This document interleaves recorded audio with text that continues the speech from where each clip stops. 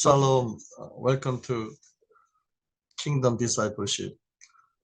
Today is the third time in the first age of the Bible, the primeval history. Genesis chapter 1, 11. Today's topic, judgment, salvation section. We know the primeval history is a preview of the whole story of the human creation, fall, judgment, and salvation. The primeval history preview whole thing in chapter 1 through 11. In this judgment salvation section, I will do 3 points. First, expansion of the sin and corruption, and also hidden history of God's grace. Genesis chapter 4 through 5. Second, human corruption and Noah's ark and judgment and salvation.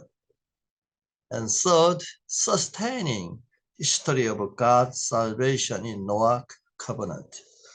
Point 1, we see a radical expansion of sin and corruption coming God's judgment and Enoch's working with God. We see in chapter 4, Cain and Abel are involved in typical event of how sin works in human history and also how Satan works through humans. We observe the sin are not related to a kind of offering, and it is not doing what is right. Surprisingly, Cain did not recognize his own sin, but instead he became angry, and his face was downcast when he listened to Lord. The time Lord said to Cain, "Why are you angry?" He asked, "Why your face downcast? If you do what is right, will you not be accepted? But if you do not do what is right, sin is crouching at your door." The problem is, Cain's problem is, he's not doing what is right in sight of God. This shows simple nature works in Cain. And we see that Satan tempted Cain to not do what is right. Finally, and Cain said to his brother Abel, "Let's go out to field." While they were in field, Cain attacked his brother Abel and killed him. Very tragic event in Christian history. Sin never stopped. Sin dominates human history. Brotherliness is gone in front of sin. The only way stop sin is God. God only God stop the sin. And Cain commit sin and was judged by God, but fortunately he seek God's grace. Genesis chapter 4, 13. Cain said to the Lord, "My punishment is more than I can bear. Today you are driving me from the land. I will hidden from your presence.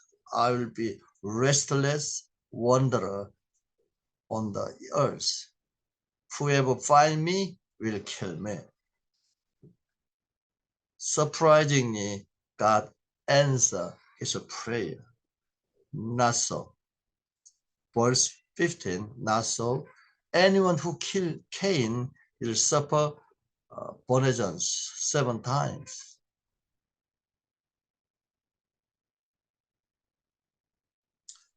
We see, even can ask for God's grace, even though they commit sin, killing his brothers. Nevertheless, God answered his prayer to God. God provided his grace to even kill Cain. But second thing, but human history show God's grace is misused by humans who commit sin. Genesis chapter 27, 23, after killing a man, Lamech said to his wife, Ada, and Silla, listen to me, wife of Lamech, hear my word. I have killed a man for wounding me, a young man for injuring me. And 24, verse 24, if Cain is avenged 7 times, then Lamech 77 times. Most surprisingly, Lamech become worse and worse spiritually, because after killing a man, he didn't ask for God's grace, but instead he said, declare that if Cain is avenged 7 times, then Lamech 77 times. What does it mean? This means that humans did not repent, but manipulate God's grace and exercise God's grace for their own interest, which means that grace does not work in their religious practice. This is a human religious witchcraft without God. They call the name God, but there is no real relationship with God. Thirdly, in the midst of expansion of sin, God started new humanity with Seth. Genesis chapter 4, 25. Adam made love to his wife again. He gave birth a son, named him Seth, saying, God has granted me another child in place of Abel, since Cain killed him. Seth also had a son. He named him Enoch. At the time, listen up, at the time people began to call on the name of the Lord. Very important text here. Satan killed Abel, chosen people, chosen person, Abel, through Cain. Here is the Abel is the first martyr. God raised and prepared Seth and Enos, who are descendants of martyrs. All believers are descendants of martyrs. Also, we note that that is the beginning of public worship by Enos. And public worship means that this is worship have a order. For example, the offering and praising, prayer, word, the kind of fact of there's a public worship. We in the midst of expansions of sin, we meet surprising event in Enoch. chapter 4, verse 21. When Enoch had lived 65 years, he became father of Methuselah. After he became father of Methuselah, Enoch worked faithfully with God 300 years and had other sons and daughters. After altogether, Enoch lived total of 365 years. Enoch worked faithfully with God, and then he was no more because God took him away. Most important question we have, why Enoch resolved to work faithfully with God at the age of 65? Based on text, his new life beginning was related to his awareness to God's judgment. Scholars say Enoch received God's secret message when he gave birth to his son, Methuselah, which means the man of spirit, representing God's judgment. Enoch knows what will happen in the future. Actually, the year when Methuselah died, the flood began. God revealed Enoch about God's judgment 1,000 years ago. After receiving this message, Enoch resolved to work faithfully with God. That is a very important decision. Without decision, crucial decision, we can't work faithfully with God. Point 2, human corruption, warning of God's judgment, the preparation of ark, and flood. First thing, weakness of man is very great. His heart is full of evil continually. God's judgment was announced. Genesis chapter 6, when human beings began to increase in number on the earth, daughters were born to them. The Son of God saw that daughter of humans beautiful, and they married any of them they chose.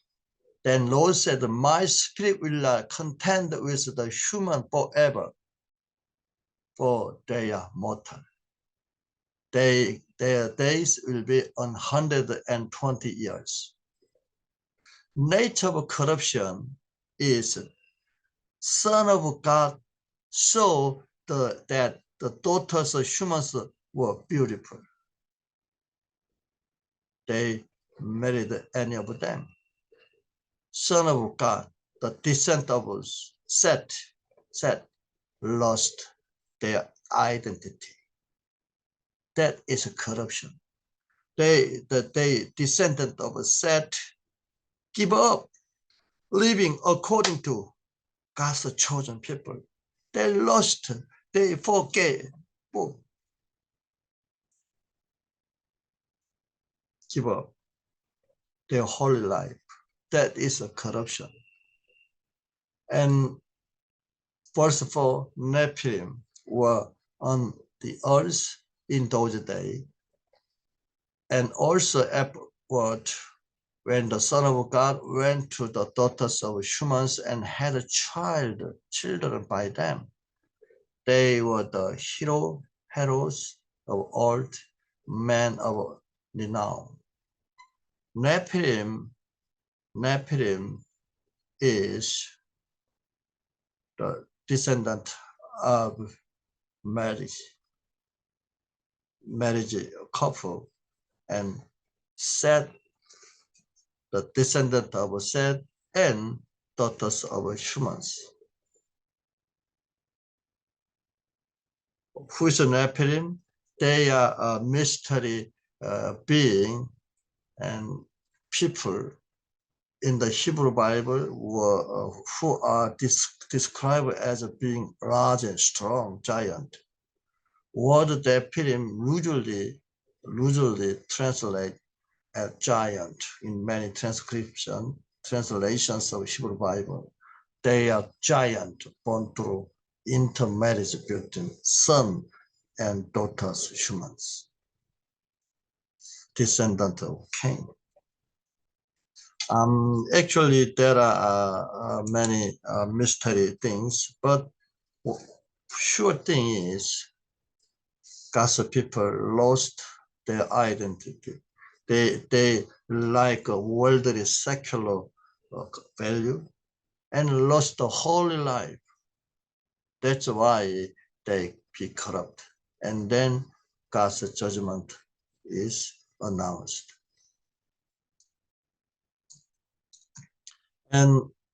But in this mood of God's judgment, we observe God chose Noah and to tell him to make yourself ark. Although there are so many descendants of Seth, why did God say to only Noah? Genesis chapter 6, verse 8. But Noah found favor in the eyes of the Lord. Regarding his judgment, God revealed very important thing to Noah. Several points here. First, chapter 6, 13, 14. Make yourself an ark of cypress of wood. Make ark, number one.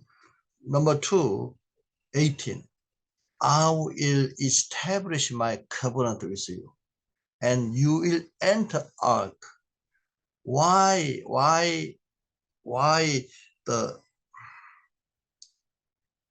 Noah was entered to ark? Because God established his covenant with Noah. Covenant first, and then entering ark is followed. Here, most important thing, the issue in the Noah is that God established his covenant with Noah. That is a very important foundation. God's grace to inform Noah God's judgment will come. In response to God's message, Noah make ark during 120 years. God's grace never cover Noah hardworking. No. If God's grace come, we respond to his grace and hardworking. That's separate, but interconnected. Grace and hardworking. Imagine that 120 years, they make ark, spent much money, spent their whole life to make ark. That's how believers live in this age. Surprisingly, Peter describes water of flood used for God's judgment as baptism. In other words, externally,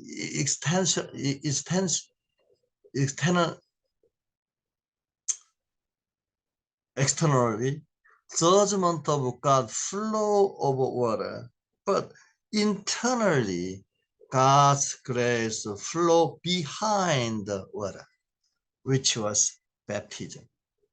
Peter said,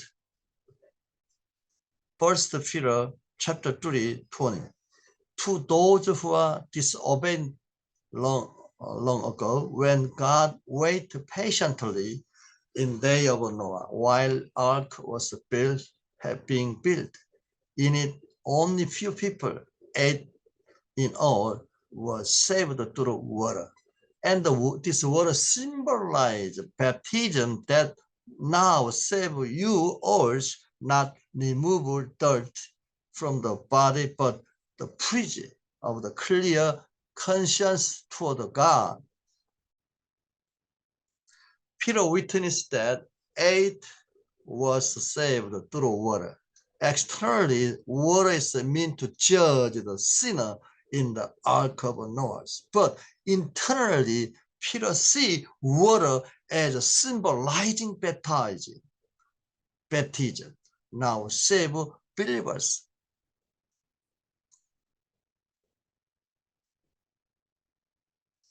Externally, God's judgment flow, but internally, God's grace, God's salvation flow under water. The same thing this day. Same principle in this day. You see God's judgment all around the world? Yes, but internally, God saved his people. God protect the people. Now, point 3 is very important. Sustaining the history of God's salvation in the Noahic covenant.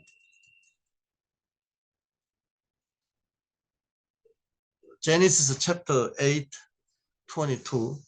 As long as earth endure, seed time and harvest, cold and heat, summer and winter, day and night will be never cease, which is the outcome Noah covenant, which means that God never judges all the world because of human sin,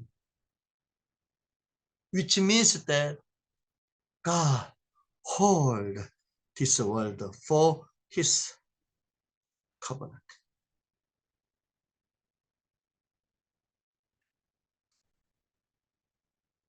In his article, Chalmers, the theologian, sees significance of the Noahic covenant in terms of whole history of the biblical theology. She said, this covenant established the base of foundation for story. God committed creation and in particular preservation of life on the earth, establish parameter of story, and provide anticipation of the conclusion of a story of redemption. The Noah covenant show the beginning and ending of his plan. Creation, fall, correction, judgment, and finally redemption, salvation. Whole history involved in Noahic covenant. If you see reading the Genesis chapter 1 through 11, you see whole the preview, summary, whole history of the Bible. Creation, from creation to redemption, salvation, ending. So, and if you fully understand the story of the Noah, you can never lost the right way of interpreting the Bible. Very important. And secondly, rainbow in the cloud as a sign of a Noah covenant. God shows the rainbow many times in Noah covenant. And Genesis chapter 9, 12, God said, this is a sign of a covenant. I am making between me and you and every living creature with you, a covenant for all generations to come. I have sent my rainbow in cloud, and it will be a sign of a covenant between me and earth. Whenever I bring cloud over the earth and rainbow appear in the cloud, I will remember I remember my covenant between me and you, and all living creature of man, every kind. Never again will the water become blood to destroy our life. Whenever I rainbow appear the cloud, I'll see it. I remember everlasting covenant between God and all living creature of every kind on earth. So God said to Noah, this is a sign of covenant I have established between me and all life on the earth. Rainbow is a sign of God's remembrance of the covenant. Here is some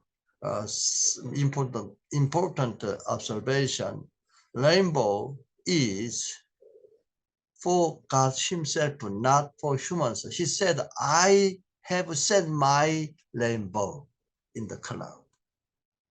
God have set his rainbow in cloud. It is God who sees and remembers the rainbow. He said, I will remember my covenant. I will see it.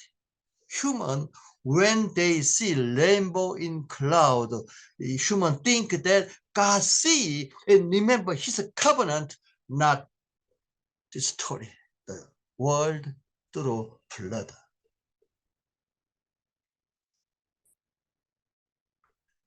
God's covenant is more than our faith.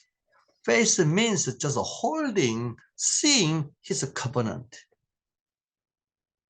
The word rainbow appears 6 times in the Bible, 3 times in Genesis 9, 1 time Ezekiel 1, chapter 1, and 2 times in Revelation.